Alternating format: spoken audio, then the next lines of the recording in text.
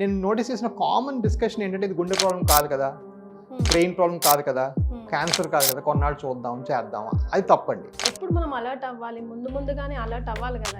Absolutely. నేను చెప్పినట్టుగా cramping ఉన్నప్పుడు, చిన్న వెయిన్స్ కనిపించినప్పుడు, కాళ్ళు కొంచెం నొప్పి స్టార్ట్ అయినప్పుడు, కాళ్ళు చిన్న దెబ్బ తగిలితే మానినప్పుడు, లేకపోతే చిన్న దురద డిస్కంఫర్ట్ అలాంటప్పుడు రావాలి. నేను ఎంబీబీఎస్ చదువుకునేటప్పుడు ఫర్ ఎగ్జాంపుల్ ఈ వెయిన్స్ కట్ చేసి తీసి అది చేసినప్పుడు ఒక 50-60 కుట్లు పడేవి పేషెంట్కి. మనకు వచ్చి పేషెంట్స్ అలాంటి క్వశ్చన్స్ అడుగుతున్నారు. సార్ మీరేమో ఆ లోపల వెయిన్స్ లేజర్ అంటారు, నాకేమో కనిపించేది చిన్నది ఉంటుంది, దీనికి ఏమైనా వేరేగా ట్రీట్మెంట్ ఉందా?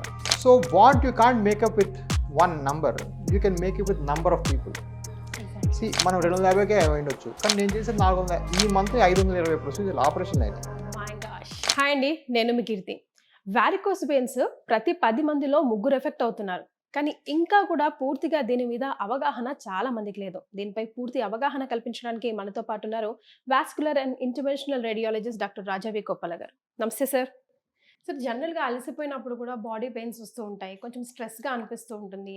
అప్పటికి ఆ బాడీ లాంగ్వేజ్కి చేంజ్ వస్తూ ఉంటుంది. మరి దానికి వెరికోస్ వెయిన్స్కి డిఫరెన్స్ ఏంటి సార్? ఆ పెయిన్ ఈ పెయినే అని, ఆ పెయిన్ ఈ పెయిన్ కాదు అని ఎట్లా తెలుసుకోవాలి కామన్గా? సో విచిత్రంగా చెప్పాలంటే అది చెప్పడం కష్టమమ్మా. యాక్చువల్గా వారికోస్ వెయిన్స్లో కూడా చాలామంది పేషెంట్స్ కాళ్ళు అలసిపోయేసారు, సాయంకాలం కొద్ది టైర్డ్గా అనిపిస్తుంది, కాళ్ళు ఎవరైనా నొక్కి పెడితే బెటర్ అనిపిస్తుంది అని చాలామంది చెప్తుంటారు. సో ఆ అలసట అంటే వెరికోస్ వెయిన్స్ వల్ల కాళ్ళు సాయంకాలం కలిసిపోయేదానికి, జనరల్గా మనకు వర్క్ ఎక్కువ అయ్యి కూడా కాళ్ళు అలసిపోతాయి ఎవరికైనా. దానికి పెద్దగా మనం డిఫరెన్షియేట్ చేయడం కూడా కష్టమే. ఓవరాల్గా ఏంటంటే మనం అసలు వారికోస్ వెయిన్స్ అంటే ఏంటి మనం అర్థం చేసుకుంటే ఇది ఈజీగా ఎక్స్ప్లెయిన్ చేయగలుగుతాం. ఫర్ ఎగ్జాంపుల్ ఈ వారికోస్ వెయిన్స్లో ఏమవుతాయి, కాళ్ళ నుంచి రక్తం పైకి వెళ్ళలేక కిందకు వచ్చి ఉండిపోతుంది. సో కిందకు వచ్చి ఉండిపోతే ఏమవుతుందంటే ఈ డీఆక్సినేటెడ్ బ్లడ్ అంటే ఆక్సిజన్ సాంద్రత సరిపోయిన రక్తం పెరిగినప్పుడు ఆ కాలు పీకినట్టు, ఆ కాళ్ళలో లాక్టిక్ యాసిడ్ అనే ఒక అవి కెమికల్ ఏమో స్టక్ ఉండిపోతుంది ఎక్కువగా. అలా ఉండిపోవడం వల్ల కాళ్ళు పీకుతాయి, కాళ్ళు నొప్పులు వేస్తాయి. కానీ అదే లాక్టిక్ యాసిడ్ మీరు రోజుకి 20 అన్ఎక్స్పెక్టెడ్గా 9 గంటలు నిలబడి పనిచేశారనుకోండి. ఫర్ ఎగ్జాంపుల్ ఇవాళ మీకు ఏదో షో ఎక్కువ అయ్యో లేకపోతే డిస్కషన్ పాయింట్స్ మీద 8 hours నిలబడ్డారనుకోండి, అప్పుడు కూడా లాక్టిక్ యాసిడ్ నిలబడుతుంది కాళ్ళలో, రైట్? దానివల్ల కూడా నొప్పులు వస్తాయి. సో డెఫినెట్గా వారికోస్ వెయిన్స్ అనేది మోస్ట్ కామన్ కారణం. బట్ అలా కాకుండా కూడా వేరే కారణం కూడా కాళ్ళు అలసిపోవటం, ఒళ్ళు అలసిపోవటం జరుగుతూనే ఉంటుంది, నో డౌట్. బట్ ఈ డిఫరెన్షియేషన్ చేయడానికి ఫస్ట్ ఆఫ్ ఆల్ మనం ఏం చేయాలంటే first high level of suspicion ఉండాలి. సో ఫర్ ఎగ్జాంపుల్ చాలా మంది ఉండే అపోహ ఏంటంటే ఈ వెయిన్స్ బయట కనబడితేనే వెరికోజు, కాకపోతే కాదని, లేకపోతే లేదని కూడా వాళ్ళు డయాగ్నోస్. కొంతమందికి by default dark green colour లో, బ్లాకిష్ కలర్ లో కనిపిస్తూ ఉంటాయి సార్. దాన్ని కూడా ఏముందిలే కమిలిపోయింది, లేదా ఎక్కడో దెబ్బ తాకింది అట్లా అనుకుంటారు. అది నెగ్లిజిబులా కాదా? అది డెఫినెట్గా వారికోస్ వెయిన్స్. గ్రీన్ ఇలా కొమ్మల్లా కనిపించేవన్నీ వారికోస్ వెయిన్స్. కొంచెం వైట్ ఫేరర్ కలర్ వాళ్ళలో, కొంచెం శ్వేతంగా ఉండే వాళ్ళలో ఎక్కువగా మనం చూస్తాం ఆ గ్రీన్ చారలు అంటాం అనమాట, అవి ఎక్కువగా చూస్తాం. బట్ అవి కూడా వారికోస్ వెయిన్స్. అది ఏం దెబ్బల వల్ల లేకపోతే ఇంజరీ వల్ల వచ్చింది కాదు. సో ఇలాగా ఈ వారికోస్ వెయిన్స్కి రకరకాల స్పెక్ట్రమ్ ఉంటుందండి. స్పెక్ట్రమ్లో ఒక చివరి ఏంటంటే అసలు ఏమి కనిపించకుండా సాయంకాలం కాళ్ళు అలసిపోయినట్టు, బాగా టైర్డ్గా అనిపించి కాళ్ళు ఎవరో ఇంట్లో వాళ్ళకి వచ్చి కాళ్ళు నొక్కరా బాబు పడుకుంటాను అని చెప్పేవాళ్ళు కొంతమంది. అయితే కొంతమందికి ప్యూర్ లుక్ ఒకటే ప్రాబ్లం. అంటే ఈ వెయిన్స్ కనబడుతున్నాయి, నేను ఏదో పిక్నిక్ వెళ్ళాలి, మాల్డీవ్స్ వెళ్దాం అనుకుంటున్నాను, కాళ్ళు కనబడుతున్నాయి, బయటికి చూడడానికి ఎబ్బెట్టుగా ఉన్నాయి అని చెప్పేవాడు కొంతమంది. సో ఈ స్పెక్ట్రమ్ అంతటికీ ట్రీట్ చేయగల కెపాసిటీ ఉండాలి. సో సిస్టంలో ఏంటంటే ఈ వీనస్ ప్రాబ్లమ్స్, వాస్కులర్ ప్రాబ్లమ్స్ ఒక ప్రాబ్లమ్గా గ్రహించి దానికి సరిపోయిన ఎక్విప్మెంట్, సరిపోయిన సిస్టమ్స్ ఉంటే మనం ఈజీగా తగ్గించగలం. ఓకే. సో ఆఫీస్ మొత్తం చూస్తే ఫుల్లీ ఎక్విప్డ్గా మంచిగా రిఫ్రెషింగ్గా అనిపిస్తుంది సార్. సో రోజుకి వ్యాధుల్లో కూడా రకాలు పెరుగుతున్నాయి కదా, మరి మన ట్రీట్మెంట్లో కూడా అట్లానే డెవలప్మెంట్స్ కనిపిస్తున్నాయా? ఎలాంటి ఎక్విప్మెంట్స్, ఎలాంటి సొఫిస్టికేటెడ్ చాలా వచ్చినాయి కదా సార్? అబ్సల్యూట్లీ. నో ట్రీట్మెంట్ అయితే చాలా మారిపోయింది. నేను అసలు నా ఓన్ లైఫ్ టైంలోనే ఇంత మారుతుంది అనుకోలేదు. మేము యాక్చువల్గా నేను ఎంబీబీఎస్ చదువుకునేటప్పుడు ఫర్ ఎగ్జాంపుల్ ఈ వెయిన్స్ కట్ చేసి తీసి అది చేసినప్పుడు ఒక 50-60 కుట్లు పడేవి పేషెంట్కి. సో వాళ్ళు ఏంటంటే వచ్చి బాగా 7 days 10 days అలా ప్రాంతంలో విసుక్కునేవాళ్ళు. సో మేము జూనియర్ డాక్టర్లం కదా, మాకు రెస్పాన్సిబిలిటీ తక్కువ ఉంటుంది. మేము పారిపోయేవాళ్ళం, వీళ్ళు వచ్చి తిడతాడరా బాబు ఈ వారికోస్ పేషెంట్, వీళ్ళు ఒకటే వదలరు అసలు నసలాగా అని చెప్పేసి పారిపోయేవాళ్ళం మేము ఎంబీబీఎస్ అయిన కొత్తలో. అక్కడ నుంచి ఇప్పుడు మనం యాక్చువల్గా ఇప్పుడు ఇవాళ చేసిన పేషెంట్స్ 10 మంది అయ్యారు. ఇప్పుడు మన టైము 3:30 అయింది, అందరూ ఇళ్ళకి కూడా వెళ్ళిపోయారు, రైట్? ఇవాళ నేను వచ్చింది 9:30కి. సో ఆ లెవెల్ వరకు స్పీడ్ పెరగటం అయితేనేమి, ఎక్విప్మెంట్ వస్తేనేమి, ఎక్విప్మెంట్లో మళ్ళీ మనం చాలాసార్లు లేజర్ గురించి మాట్లాడుకున్నాం. ఈ లేజర్స్కి ఇంకా నెక్స్ట్ జనరేషన్ గ్లూ అని వచ్చింది. దాని Hmm. లోపల చిన్న వైర్ పెట్టుకుని గమ్ ఎక్కిస్తాం, అయితే ఇంకా ఫాస్ట్గా వెళ్ళిపోవచ్చు ఇంటికి. Hmm. ఈ బయట కనిపించే చిన్న చిన్న చార్లకేమో క్లాక్స్ అని ఇంకో ప్రొసీజర్ వచ్చింది. Hmm. ఇవన్నీ కూడాను మనం యాడ్ చేస్తాం. Hmm. బట్ ఈ యాడ్ ఏంటంటే ఏదో పూర్తిగా ఏదో సోషల్ సర్వీస్ కోసం కాదు. యాడ్ ఎందుకు చేస్తున్నామంటే మనకు వచ్చి పేషెంట్స్ అలాంటి క్వశ్చన్స్ అడుగుతున్నారు. Hmm. సార్ మీరేమో ఆ లోపల వెయిన్స్ లేజర్ అంటున్నారు, నాకేమో కనిపించేది చిన్నది ఉంటుంది, Hmm.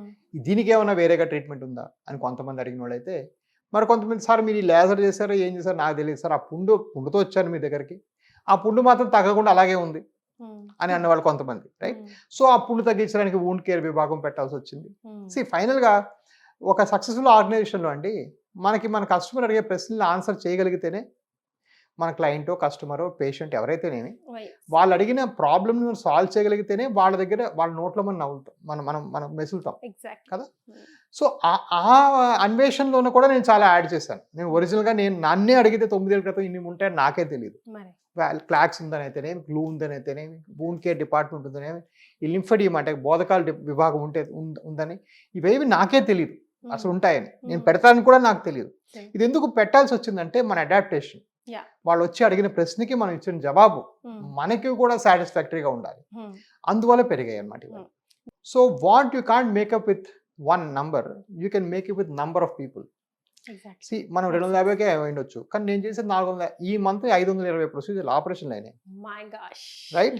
So I have made, నేను చాలా డబ్బులు చేసుకున్నాను, నేను ఫ్రాంక్గా చెప్తున్నాను. It's a very good earning thing. నేనేదో చారిటీ కోసం చేసేయట్లేదు, రైట్? సో ఎందుకంటే ఇంతమంది నమ్మి వస్తున్నారు, నిజంగా వీళ్ళు ప్రాబ్లమ్ని చాలా గ్రిప్లో పెట్టుకున్నారు, ఈ ప్రాబ్లం వీళ్ళు సాల్వ్ చేయగలరు, Hmm. అందుకే కదా స్కాన్ చేస్తారు, అందుకే కదా మాకు ఎంత చెప్తున్నారు అని ఆ నమ్మకం సిస్టంలోకి వెళ్ళింది. Hmm. సో డెఫినెట్గా కొంత స్వలాభం ఉంది, కొంత పరోపకారం కూడా ఉంది. Yes. ఇంత వైడ్ రేంజ్లో డెవలప్ అవుతూ వస్తున్నారు, మీ ఊహకే అందకుండా. కానీ ఆ 9 years బ్యాక్ స్టార్ట్ చేసిన 249K మీరు స్టార్ట్ చేసి అట్లానే కంటిన్యూ చేస్తున్నారు. కన్సల్టెన్సీకి అయితే 4,500 వర్త్ ఆఫ్ స్కానింగ్ కూడా ఫ్రీ చేస్తున్నారు. అందులో 1 డేలో ఇంకా మీకు దండం వెళ్ళిపోండి, ఇంకా మీకు ఏ టెన్షన్ లేదని పంపించేస్తున్నారు. రోజులు ఇక్కడ పెట్టుకోకుండా. అంటే ప్రజెంట్ జనరేషన్లో I'm sorry to say medical mafia అంటాము, కమర్షియల్ అయిపోయింది, హాస్పిటల్కి వెళ్ళామంటే జోబులు ఖాళీ అని రకరకాల డైలాగులు వాడుతూ ఉంటాం కదా. So how it possible sir? So ఇక్కడ ఒక ఎమోషనల్ ఆన్సర్ ఉంది, ఇక్కడ కొంతవరకు సెల్ఫిష్నెస్ కూడా ఉంది.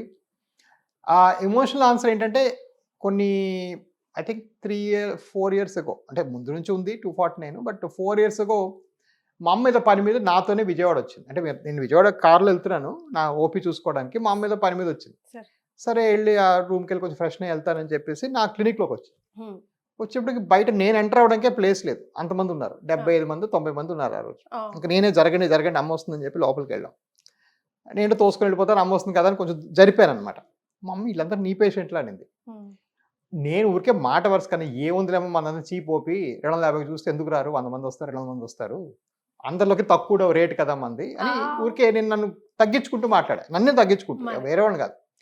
మా అమ్మంది లేదురా అది వాళ్ళ బ్లెస్సింగ్, ఒక పని చేయి, నువ్వు ఇంతమంది వచ్చి నీకు బ్లెస్ చేస్తున్నారు కదా, నువ్వు ఈ రేటు మాత్రం నా కోసం మార్చుకో, నువ్వేమన్నా మార్చుకో అన్నది మా అమ్మ. సో నేను ఆవిడ మాట మీద నేను అది ఆ నంబర్ ఇప్పుడు దాకా నేను ఫిజిట్ చేయలేదు. వాళ్ళు ఎంతమంది వచ్చి నీకు అనిపించవచ్చు వీళ్ళు 100 చూసి అబ్బా బోర్ ఎవడు చూస్తాడు అనేసి, నాకు మాత్రం బయట చూసే వాళ్ళకి ఇంతమంది వచ్చి నీకు బ్లెస్ చేస్తున్నారు, ఇంతమంది నువ్వు ఇంకా ఫ్లైట్ దిగక ముందే వచ్చి వాళ్ళు టికెట్ టోకెన్ తీసుకొని వెయిట్ చేస్తున్నారు, ఆ అభిమానం నీకు ఎప్పటికైనా కాపాడుతుంది అని ఒక ఎమోషనల్ యాంగిల్ అండి. But of course that is just emotions only can go that far. This is also a angle where ఇక్కడ ప్రప్రథమైన సమస్య ఏంటంటే ఇది జబ్బు అని చాలా మంది యాక్సెప్ట్ చేయడానికి బిలీవ్ చేయరు. వాళ్ళకి ఏంటి డిస్కవరీ ప్రాబ్లం, అంటే ఇది ప్రాబ్లం డిస్కవర్ చేసుకోలేకపోతున్నారు, వాళ్ళకి తెలియట్లేదు, తెలిసినా వాళ్ళ డాక్టర్లు చెప్పట్లేదు. ఇవి రెండూ జరిగితే వాళ్ళకేమో ఇంకా దీని మీద ఫర్దర్గా ఎక్స్పర్టైజ్ లేదు మనలాగా తగ్గించడానికి. ఎవరికి చాలా మంది ఊళ్ళల్లో డాక్టర్స్ తెలియదు ఎలా చేయాలి. సో కనీసం నా రెసిస్టెన్స్ పాయింట్ ఏంటి, అబ్బా 250 రూపాయలు డాక్టర్ కనీసం ఇదే చూసుకుందాం, ఏ ప్రాబ్లం తెలుస్తుంది కదా మనకి అని ఆ లెవెల్లో మాత్రం నేను వాళ్ళని ఫ్లీజ్ చేయదలుచుకోలేదు. సరే అది అయిన తర్వాత వాళ్ళు ఆపరేషన్ చేసుకోవాలా లేదా అంతా అది వేరే సంగతి. బట్ అట్లీస్ట్ వాళ్ళు వచ్చి నాకు వ్యాన్స్ ఉన్నాయా లేదా, నా కాళ్ళ నొప్పులు 10 ఏళ్ళుగా ఉన్న నొప్పుల సమస్యకి సొల్యూషన్ ఉందా లేదా అని ఒక చిన్న సమస్య వాళ్ళ మైండ్లో ఉంటే మాత్రం వాళ్ళు 250 రూపాయలకి ఆన్సర్ తెలుసుకొని వెళ్ళిపోవచ్చు నా దగ్గరికి వచ్చి. నా క్లినిక్స్ అన్నిట్లో కూడా 21 క్లినిక్స్లో మీరు ఎక్కడికైనా వచ్చి 250 రూపాయలు కట్టేసి వెళ్ళి చేసుకోవచ్చు. ఒకరోజు ముందు బుక్ చేసుకోవాలి కాకపోతే. సో ఇది నా పాలసీ. చూసారు కదండి, సార్ చెప్పే సిమ్టమ్స్ ఏ ఒక్కటి మీలో ఉన్నా కూడా నెగ్లెక్ట్ చేయకుండా అక్కడి నుంచే మీరు ట్రీట్మెంట్ ఎలా తీసుకోవాలి అన్నది ఆలోచిస్తే కొంతలోనే ప్రాబ్లమ్ సాల్వ్ అవుతుంది. సో వివరాల కోసం ఎవిస్ హాస్పిటల్ని సంప్రదించండి. Thank you so much sir.